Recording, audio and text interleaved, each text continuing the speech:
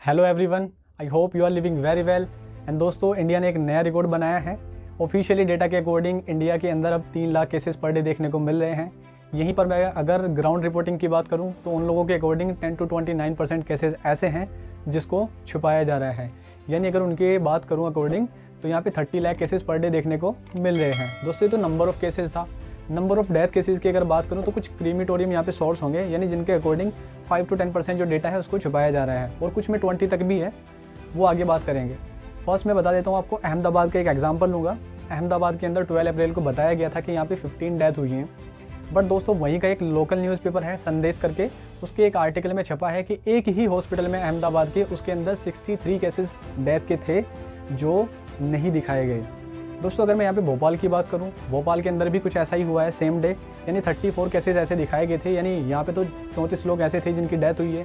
But actual data की अगर बात करें, जो ग्राउंड रिपोर्ट डेटा था और जो क्रीमेटोरियम या फिर ग्रेवयार्ड थे, उनके अकॉर्डिंग यहाँ पे 800 से भी ज़्यादा डेथ हुई है। तो दोस्तों देखो कितना बड़ा गैप मिला है देखने के लिए।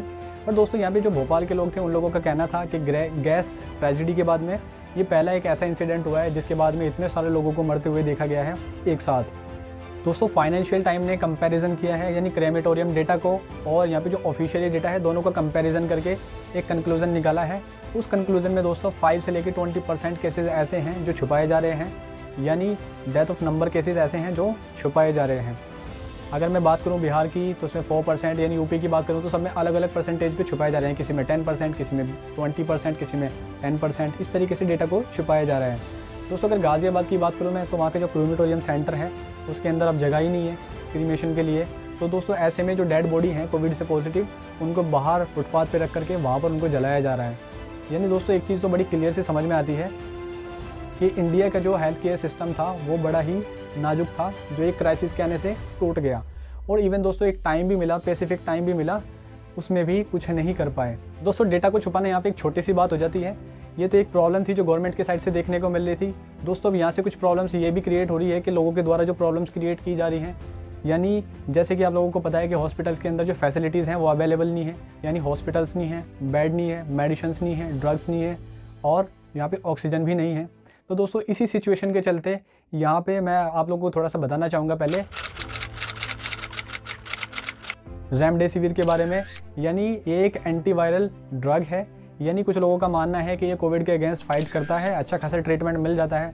और वहीं पर कुछ लोगों का मानना है कि ये कोविड के अगेंस्ट टोटली फाइट नहीं करता। यानी कुछ लोगों का मानना है करता है, कुछ लोगों का मानना है नहीं करता है। तो दोस्तों, जो एक्सपर्ट हैं, डॉक्टर्स हैं, उन लोगों का भी ये कोई सजेशन नहीं रहा है कि रेमडेसिविर जो है उसको यूज़ किया जाए। तो उन लोगों के अकॉर्डिंग भी नहीं है ये। बट हमारी कंट्री के अंदर इसका एक लार्ज प्रोडक्शन चल रहा है, कहीं से भी मिल जाए मिल जाए। दोस्तों, इसी सिचुएशन के चलते एक बहुत बड़ी और शर्मनाक चीज़ देखने को मिली है। वो क्या है? यानी हमारी कंट्री के अंदर ब्लैक मार्केटिंग स्टार्ट हो गई है अभी से। यानी जो लोग मर रहे हैं उनकी डेथ से पैसे कमाए जा रहे हैं। दोस्तों, इसके अगर मैं एक्चुअल प्राइस की बात करूं तो इसका एक्चुअल प्राइस 2500 है। वेडोड्रा में 2 पर्सन ऐसे पकड़े गए हैं जो इसको 5000 रुपीज़ एक्स्ट्रा करके बेच रहे थे, यानी 7500 रुपीज़ में इसको बेच रहे थे वो।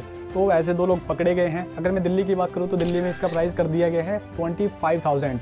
ये कितना बड़ा, दोस्तों आप सोच करके देखिए कितनी शर्म की बात है कि ऐसे पैंडेमिक के अंदर लोग डेथ के ऊपर पैसा कमाने की कोशिश कर रहे हैं। दोस्तों, अगर उन्होंने पैसा कमा भी लिया तो वो जब स्पेंड करने के लिए जाएंगे तो किस तरीके से वो स्पेंड करेंगे इस पैसे को, कहाँ स्पेंड करेंगे? क्या उन लोगों को पता नहीं होगा कि हमने किन किन लोगों के मरने से इस पैसे को कमाया है?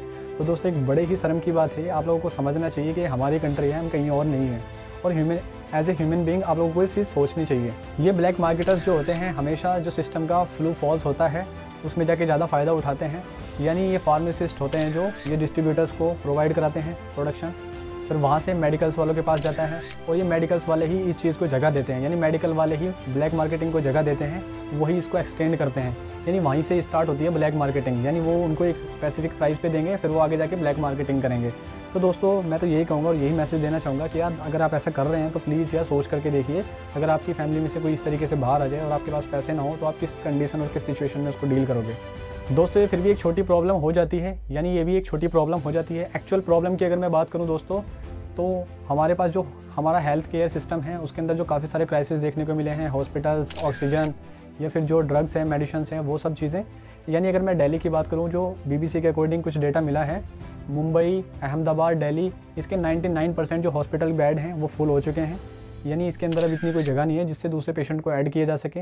और दोस्तों यहीं पर मैं बताना चाहूँगा आपको, एक मैक्स हॉस्पिटल है जो परपरगंज में है, उसने हाई कोर्ट से भी अपील की है ऑक्सीजन प्रोवाइड कराने के लिए, और हाई कोर्ट ने सेंट्रल गवर्नमेंट से अपील की है इसकी, यानी उनसे बात करने के लिए कोशिश की है कि ये जो आप स्टील और पेट्रोलियम के लिए प्रोडक्शन कर रहे हो इसको वहाँ से डाइवर्ट करके हॉस्पिटल्स में भेजा जाए, यानी इस ऑक्सीजन को उधर भेजा जाए। यानी अगर मैं आप लोगों को बताऊं दोस्तों, तो मैक्स हॉस्पिटल के डिपेंडेंट में 400 पीपल होते हैं, यानी 400 लोग ऐसे हैं जो मैक्स हॉस्पिटल के ऊपर ही डिपेंड हैं। अगर वहाँ पे टाइम से गैस ना पहुँचे, यानी ऑक्सीजन ना पहुँचे, तो लोगों वहाँ पे 400 लोग मर सकते हैं। दोस्तों पूरी कंट्री की यही सिचुएशन है और इसमें लोगों को ब्लेम नहीं किया जा सकता, क्योंकि लोग ज़्यादा से ज़्यादा क्या कर सकते हैं, मास्क लगा सकते हैं, सोशल डिस्टेंस कर सकते हैं, हैंड वॉश कर सकते हैं, ये सारी चीज़ें कर सकता है एक इंडिविजुअल पर्सन।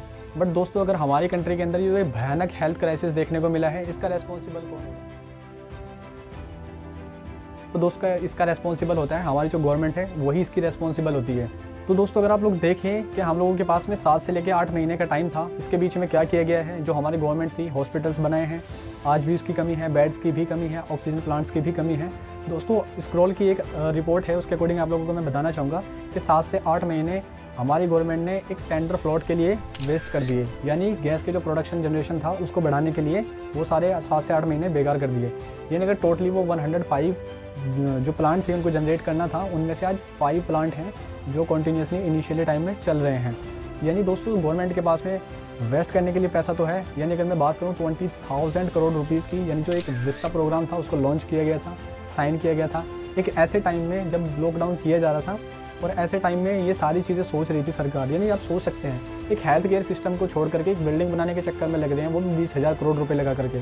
और एक कोई वैक्सीन की कंपनी अगर पैसा मांगती है 3,000 करोड़ रुपए, तो कहते हैं कि हम लोगों के पास नहीं है। 20,000 वहाँ बिल्डिंग में लगा सकते हैं, बट 3,000 लोगों के केयर के लिए नहीं है।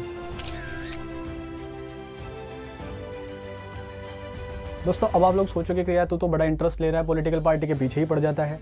दोस्तों मैं आप लोगों से यहाँ यही कहना चाहूँगा, ये जो क्राइसिस होते हैं इस तरीके से, ये सिर्फ जो पॉलिटिकल पार्टीज़ होते हैं उनके फेलियर सिस्टम होता है, जिसकी वजह से ये क्राइसिस देखने को मिलते हैं। दोस्तों मैंने अभी बताया काफ़ी टाइम मिला था, बट दोस्तों क्योंकि हमारी सेंट्रल गवर्नमेंट की अगर बात करूँ तो वही ये सारी चीज़ बताती हैं कि ऑक्सीजन की जो एलोकेशन है वो कहाँ करनी है, कितनी ज़्यादा कितनी कम, ये सारी चीज़ें बताती है। यानी हॉस्पिटल बेड्स कितने आने हैं, ये सारी चीज़ें गवर्नमेंट के अंडर में आती हैं। यानी वैक्सीनेशन कहाँ करनी है, कितना प्रोडक्शन करना है। अगर मैं दिल्ली की बात बता दूं तो अभी कुछ दिन से न्यूज़ में भी चल रहा था कि जो केजरीवाल हैं उन्होंने थैंक्स बोला सेंट्रल गवर्नमेंट को कि हम लोगों को जो है ना सिलेंडर प्रोवाइड करा दीजिए, अदर स्टेट में जो सिलेंडर हैं उनको रोका जा रहा है उनकी प्रोडक्शन को, तो हम लोगों को प्रोवाइड करा दीजिए। ऐसे ही पंजाब ने भी डिमांड उठाई है, और फिर ऐसे ही केरला ने भी सेंट्रल गवर्नमेंट से ही डिमांड उठाई है। तो दोस्तों ये सारे जो सब्जेक्ट हैं, ये सारी जो चीज़ें हैं, ये गवर्नमेंट सेंट्रल गवर्नमेंट के अंडर से ही होके पास हो रही हैं। तो इस तरीके से वहाँ पे क्वेश्चंस बनते हैं। तो दोस्तों आप भी देख सकते हैं, मैं तो देख ही रहा हूँ सोशल मीडिया पे किस तरीके से डिमांड बढ़ रही है। यानी दोस्तों एक टोटली अगर मैं आप लोगों को बताऊँ, एक आत्मनिर्भर वाला सीन बना दिया गया है। यानी जो मई में 2020 में हुआ था आत्मनिर्भर का ऐलान, यानी अब आप अपनी आत्मा पर निर्भर हो जाओ। आप ऑक्सीजन ढूंढ सकते हो तो आप अपने पेशेंट को बचा सकते हो, आप ऑक्सीजन नहीं ढूंढ सकते तो सरकार कुछ नहीं कर सकती, क्योंकि सरकार ने आपको 2020 में ही आत्मनिर्भर कर दिया था। अब सरकार की कोई गलती नहीं है, और लोगों ने साथ भी दिया था, ताली भी बजाई थी, थाली भी बजाई थी। मैं तो फिर यही कहूँगा, अगर अभी भी कोई भक्ति बाकी रह गई हो तो ताली और थाली बजा दीजिए। एक बार फिर से पता चल जाएगा कि कितने और भक्त बाकी हैं हिंदुस्तान के अंदर। दोस्तों सोशल मीडिया पर बहुत सारी डिमांड्स बढ़ रही हैं, किसी को प्लाज्मा की डिमांड है, किसी को ऑक्सीजन की डिमांड है, किसी को रेमडेसिविर की डिमांड है। तो दोस्तों ये एक अनडिसिप्लिन सा काम हो रहा है। अगर इसके लिए कोई एक वेबसाइट हो, यानी जहाँ पर लोग विजिट करें और जिसको जिसकी जो डिमांड हो उसको पूरा किया जा सके। तो दोस्तों ऐसा एक ऑर्गेनाइजेशन हम लोगों ने भी बनाया है मिल करके। अगर आप लोगों को प्लाज्मा की नीड पड़ती है तो आप लोग मुझे ईमेल कर सकते हैं मेरे मेल पर, मैं आप लोगों के लिए ट्राई करूँगा, आप जहाँ भी हो इंडिया के अंदर प्रोवाइड कराने के लिए। एंड दोस्तों ऐसे में हौसला बनाए रखें, उम्मीद ना छोड़ें, अल्लाह सब ठीक करेगा, भगवान सब ठीक करेगा। Thank you so much, bye bye.